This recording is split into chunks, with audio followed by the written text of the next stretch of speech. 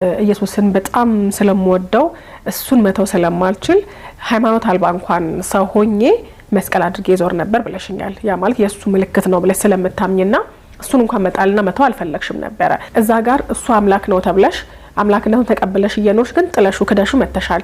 ክዶ ለመጣ ሰው ግን አይ እሱን አልተው ማለት ደግሞ ድጋሚ አይከብድም ወይ ቀላል ነው ወይ? ምክንያቱም ልብሽ የሚለውና አንቺ እየተገበርሽ ያለሽው ነገር አልተለያየም ወይ? ሁለት ደግሞ እስልምና ውስጥ ስትመጪስ በጣም የምትወጂውን ኢየሱስን አለይሂ ሰላም አጣሽ ወይ? ሁለቱን አንድ ላይ መልሽልኝ። ሁሉም ጥያቄ ትልቁን ጥያቄ አሁን ጠይቅሽና በማምቂያ ሰዓት እንዳልኩሽ ነው። ምን ነገር ልጅ ሆነሽ ያሹ ነገር አለ አይደል? ዲቨሎፕ ስታርጌት የትኛውም ያለፍኳቸው ቤተ እምነቶች ብዙም ቦታ የሚይዘው የኢየሱስ ክርስቶስ ትምህርቶች ናቸው። ብዙም ቦታ የሚይዘው የክርስትና መሰረት ክርስቶስ ስለሆነ ማለት ነው። ያንን ኦልሞስት ብዙ እድሜን የኖርኩበት ነው።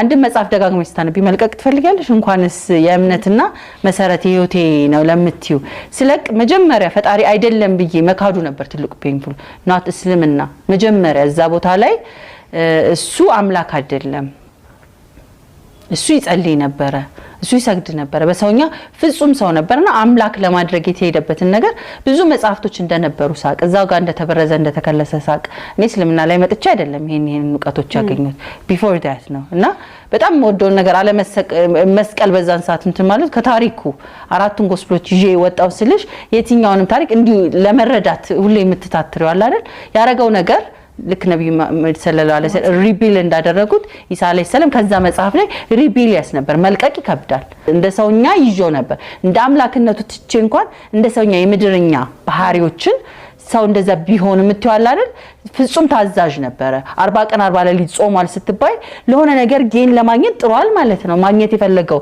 ያ ፖቴንሻል ፈልጓል አይደል የሆነ ነገር ጾም ይጸልያው ላንቺ የምታገኙ ነገር አላ የፈለገ ሰው ነበር ያደረጋቸው ስነ ምግባሮች ታዛዥነቶች ለቄሳር ለእግዚአብሔር ስጡ ነው የሚለው ሪቢል ነው የሚያደርገው እንግዲህ ስጡና ኢማጂን የሚያረጋቸው ንግግሮች ለኔ just empower የሚያደርጉሽ ነገሮች አሉ አይደለ የሚያደርጋቸው ነገሮች passionately የሰው ልጅ behaviorዎች ሲክ ማድረግ እንዳለበት ፈላጊ ነው ተነስተሽ 40 ቀን 40 ሌሊት በረሃ መሄድ ትቻለሽ ማመጽ አለብሽ ዓለምን መጣላት አለብሽ የሆነ ነገር መግፋት አለብሽ የማትፈልጊው ነገር መኖር አለበት አይደል ሶ ያንን አስተምሮቶቹን እንደ ትምህርት አምላክ አላድርገው እንጂ ይጆ ሄዳለሁ ስነ ምግባሬን ሳንጽ በዛ ማነጽ ፈልግ ነበር አሊስ የሆነ ያሹ መጽሐፍ ውስጥ የሆነ ነገር ካራክተር ይዘሽ መውጣት አለ ሃሪ ፖተርን በታነቢ ሄሪን ይዘሽ ተወጪና የሆነ ነገር ልታረጊው ትፈልጊያለሽ ሊሆን አይችልም ግን በቃ ሃሪ ፖተር ነው ብለሽ ትመልሻለሽ ኢየሱስ ግን ዝም ብለሽ ይዘሽ ትይጃለሽ ልምምዱም አለመልቀቁ ምኑም የሆነ passionately አታች ያደርግሻልና